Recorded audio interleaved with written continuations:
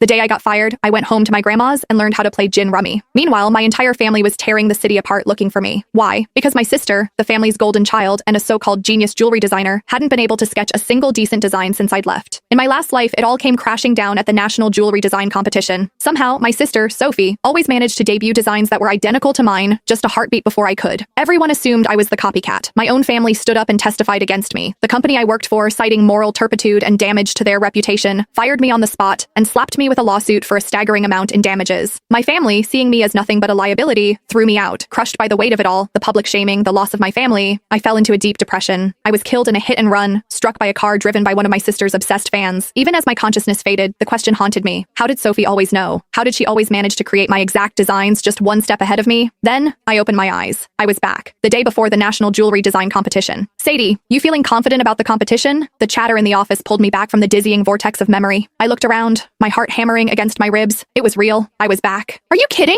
Sadie snagged the Designer of the Year award 3 times running, a colleague, Maria, said, giving me a playful nudge. She's got this in the bag. I managed a weak smile, unable to form words, because only I knew what was coming. In my last life, I submitted a design I had poured my soul into for days. On stage in front of everyone, I was branded a fraud. They displayed 2 sketches on the main screen. They were identical, down to the last delicate line of filigree on the setting. But the timestamp on the other submission was a full day before mine. And the artist? My dear sister, Sophie Walker. She stood in the audience, her eyes wide and red-rimmed, staring at me with a look of shattered betrayal. She brought a microphone to her lips, her voice trembling as it echoed through the auditorium. Sadie, how could you? If you were blocked, I would have helped you find inspiration, but to steal my work? Why? I was frozen. That was my design. It had lived on my encrypted laptop, unseen by any other human eye. Before I could even begin to explain, the crowd erupted. Get the plagiarist off the stage. The nerve of her, showing up with a stolen design. She doesn't deserve to be a designer. Fraud. I grabbed a microphone to defend myself, but my voice was drowned out by the jeers. A few scattered voices of support were quickly silenced when my own parents took the stage. They held up photos of Sophie, supposedly working through the night at her drafting table at home. They spoke of their profound regret, of how they were ashamed to have a daughter like me, and announced their intention to sever all ties. After that, it was over. No one believed me. Security escorted me out of the building. The moment I turned on my phone, it was a firestorm of hatred. Back at my apartment, I checked my laptop. No viruses, no spyware, no remote access logs. The computer and my physical sketchbooks had been with me at all times. There was no conceivable way the design could have leaked. But Sophie's was identical. Every idea, every spark of inspiration, every line I drew, it was all mine. I could not have copied her. It was impossible. Hey, Sadie. Maria's voice cut through my thoughts again. I heard your sister is competing this year too. Any friendly family rivalry? Who do you think will take home the top prize? Not long after I'd started at this firm, Sophie, by some mysterious coincidence, had gotten hired too. The mention of her name sent a jolt of pure terror through me. My fists clenched so tightly my nails dug into my palms, drawing blood. My sister, Sophie. When she was born, she didn't cry. While all the other newborns in the nursery were wailing, she was silent. My mother, convinced it was a bad omen, brought in a spiritualist, a so-called seer from the mountains.